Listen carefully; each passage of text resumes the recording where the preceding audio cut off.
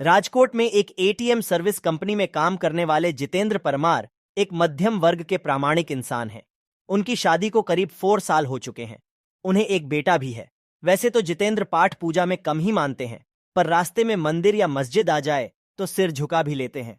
जितेंद्र की नौकरी का समय तो दिन में 8 घंटे होता है, पर एटीएम मशीन का फॉल्ट आने पर उन्हें रात के किसी भी वक्त सर्विस देने जाना पेडीडीता है।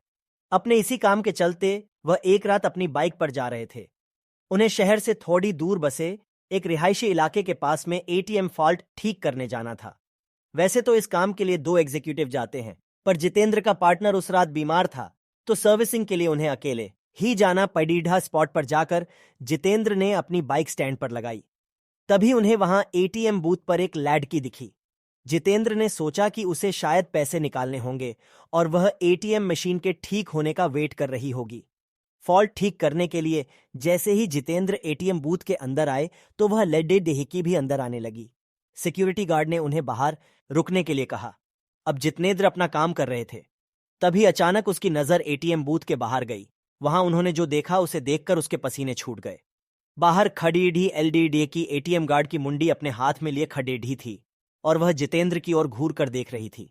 ये सब देखकर जितेंद्र का दिल बेतहाशा तेजी से धड़कने लगा। उन्होंने वहां से नजर हटा ली और सोच कि ये उनका भ्रम होगा। वो ये सब सोच ही रहे थे कि तभी अचानक उनके सीनियर का फोन बज उठा। ये फोन वहां का फॉल्ट जल्दी ठीक करने के लिए था। कांपते कांपते जितेंद्र फिर से काम पर लग गए। थोड़ी ही देर में उन्होंने एटीएम मशीन ठीक कर लिया। इस बार एटीएम बूथ से बाहर देखने पर सब नॉर्मल लग रहा था। वह लड़े ढाकी भी वहां खड़ेढ़ी थी और एटीएम बूथ का गार्ड भी उसके पास आराम से खड़ेढ़ा था। जितेंद्र ने सोचा कि पहले जो भी देखा था वह सब उसका भ्रम होगा। वह काम निपटाकर सीधा अपनी बाइक की ओर दौड़ा गया। जाने से पहले उसने एक बार फिर एटीएम बूथ पर नजर डाली। तब एक बार फिर से उसका दिल दहल गया।